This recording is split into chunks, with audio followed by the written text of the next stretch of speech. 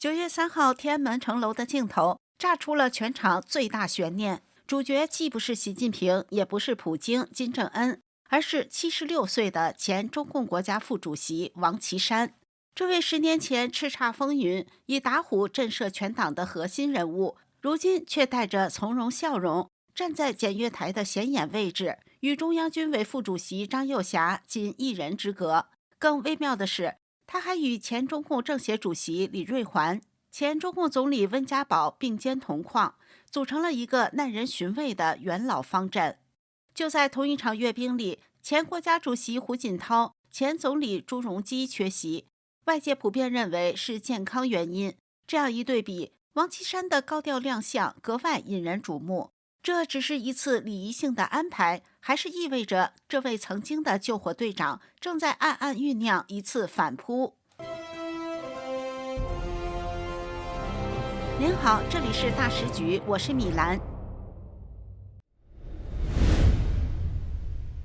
王岐山的这次现身立刻引发政坛震动，因为在许多人眼里，他早已淡出权力核心，只剩下历史性的功臣标签。然而，阅兵直播里的细节却透出微妙信号。他被安排在显眼位置，与中央军委副主席张又侠仅一人之隔，一文一武，一前一后，似乎暗藏某种平衡。网友们调侃，王岐山才是真正的阅兵隐形 C 位，不抢风头，却让人一眼认出老大哥。还有人说，老虎退了，气场还在。更耐人寻味的是，阅兵后不久，海外媒体就爆出一则传闻，中共正筹组一个临时党中央领导小组，参与人选横跨多届中央委员，王岐山、温家宝、胡锦涛、李瑞环等人赫然在列。这被外界解读为某种元老共治的信号，甚至是对习近平一人独裁模式的一次制衡。有评论者直言，功臣退而不休，可能成为过渡时期的关键调和者。另一种更激烈的看法则认为，王岐山此刻的高调亮相与这些传闻相互呼应，很可能是一种试探性的反扑。表面上是阅兵露面，实际上是在提醒世人，这位曾经的铁血打虎手并没有真正退场。这样看来，王岐山的从容笑容就不再单纯，他是在享受荣誉，还是在向习近平释放信号？即便没有实权，他依旧握有一张看不见的王牌。这份从容并非无关痛痒。回想2012年，习近平刚刚上台，王岐山身为中共中央政治局常委、中央纪委书记，主导反腐大戏，刀刀见血，徐才厚、郭伯雄、周永康接连倒下。没有王岐山的那几刀，习近平的权力未必能这么快定于一尊。可是风光过后，危险也随之而来。随着习近平的权力彻底集中，这柄曾经锋利无比的刀反而成了刺眼的存在。王岐山的威望过高，名声过盛，加上坊间关于王系资本的传闻，让他从最信任的战友逐渐被推向边缘。2017年，他卸下中纪委书记，虽然以国家副主席的名义软着陆，继续在外交场合频频露面，但在国内政治决策里已不再是核心玩家。如今他在阅兵上的再度亮相，不是隐身角落，而是被安排在显眼位置，与军方压舱时张又侠仅隔一席。这究竟是纯粹的历史尊重，还是暗示他依旧握有一部分平衡的力量？王岐山在政坛的标签非常清晰，危机处理专家，也就是党政版消防员。他的履历几乎就是一部救火史。出身金融系统的他，早在20世纪90年代主政金融时，就以敢言敢算账闻名，多次救下濒临破产的金融机构，被戏称为刀口舔血的改革者。2003年，北京爆发非典疫情，时任北京市长孟学农因防控不力被问责下台，王岐山临危受命，出任北京市代市长。那段日子，北京市民几乎每天都能在电视上看到他布置防疫，铁腕之余还带着点冷幽默。有人至今记得他那句“口罩不是万能的，但没口罩是万万不能的”。在最危险的时刻，他稳住了局面，也赢得了民众的信任。自此，救火队长的称号牢牢贴在了他身上。2012年，中共高层换届，习近平登顶，面临的局面复杂，派系林立，权力分散，尤其是腐败问题触目惊心。从地方到中央，几乎人人都在各自开火，制度漏洞百出。彼时的习近平需要一把锋利的刀，一把能切开利益纠葛、震慑腐败体系的刀。王岐山此时站了出来。他的资历足够老，经历过金融风暴、地方危机和非典考验，能力够硬，敢说敢做，敢得罪人。更重要的是，他有政治嗅觉，知道该什么时候出手，出多狠。坊间流传的说法是，正是王岐山劝习近平必须以反腐立威，否则权力无法真正集中。而这句话正击中了习近平的痛点。于是，王岐山出任中纪委书记，手握反腐大权。从那一刻起，他的身份不仅是习的左膀右臂，更是权力重塑的关键执行者。有人形象的比喻，把斩首刀交给了最会用刀的人，而王岐山果然在10余年的反腐战役中，将这把刀舞得精准而凌厉。2013年至2017年，他带领中纪委查处了徐才厚、郭伯雄、周永康、令计划等一系列老虎，震撼了整个政坛。坊间戏称，哪有大老虎，哪有王岐山，他出现的地方连空气都带着紧张感。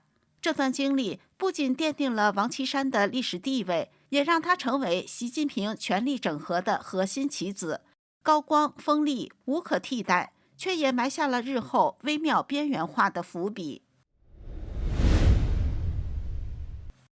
老虎苍蝇一起打，这句口号喊出来时，很多人没想到它会如此彻底。在王岐山的带领下，中纪委展开了一场前所未有的大清洗。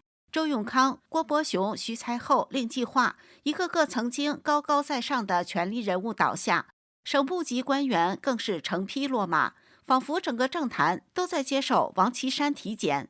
王岐山的作风凌厉直接，他主持会议时常常直言不讳，党内没有什么铁帽子王，这句话被媒体广泛引用，也成为反腐最具震慑力的信号。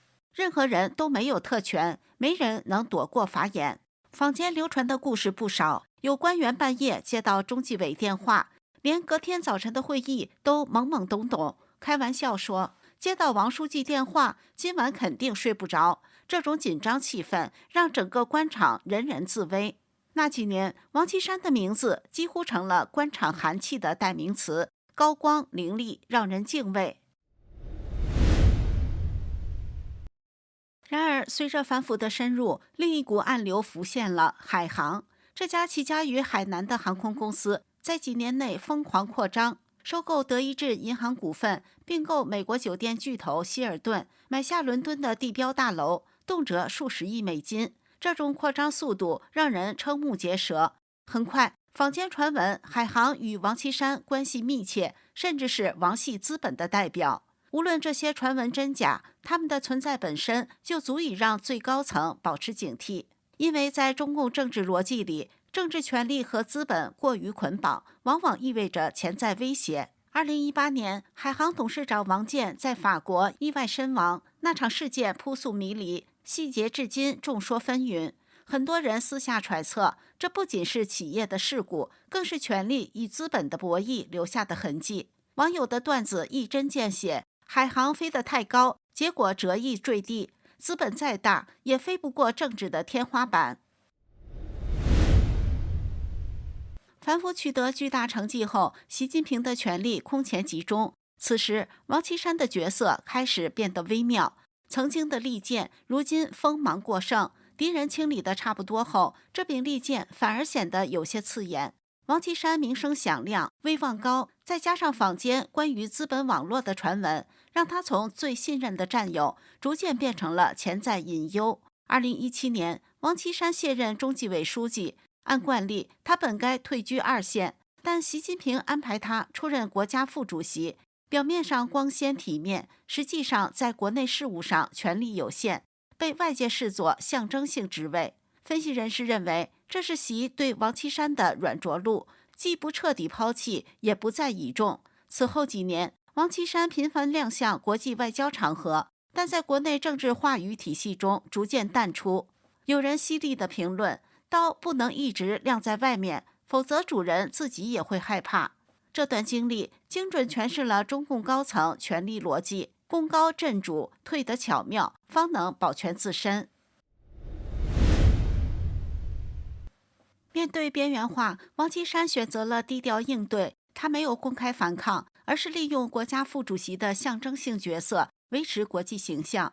2018年至2022年，他频繁出访欧美、亚太，参加高层经济和外交谈判，稳住个人声誉，也向外界展示仍有存在感。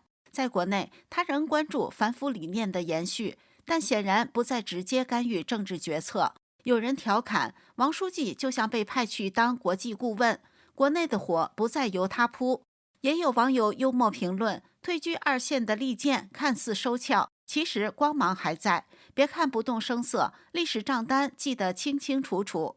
从权力巅峰到象征性存在，王岐山的经历堪称现代中国高层政治的典型案例，既有辉煌功绩，也暗藏隐忧。10年间，他助力习近平完成全面从严治党的战略布局，但最终因权力斗争和内部整合，逐渐被压缩实权。功臣的荣耀与风险总是紧紧相连。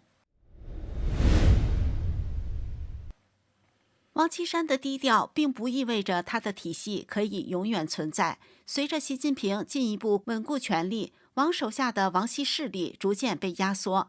曾经与他并肩作战，掌握大量线人和资源的亲信，也难逃政治风暴。最典型的案例是他的前大管家、中央巡视组原副组长董洪。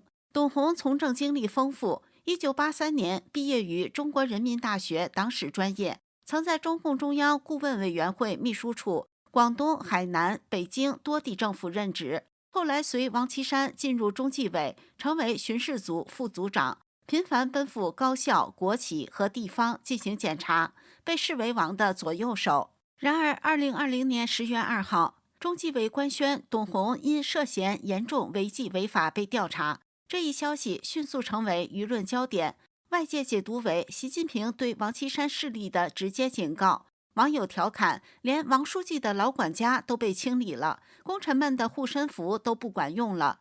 调查迅速进入司法程序。2021年4月，董洪被开除党籍，涉嫌受贿问题移送检察机关审查起诉。6月，他在青岛中院公开受审，被控利用多年担任多个职务的便利为他人谋利，涉案金额超过4.63亿元。最终2022年1月28号，青岛中院作出判决，重判董洪，并没收全部个人财产。这场政治与司法的交叉风暴，不仅是董洪个人的巨大落差，也被广泛视作王岐山体系被清零的标志。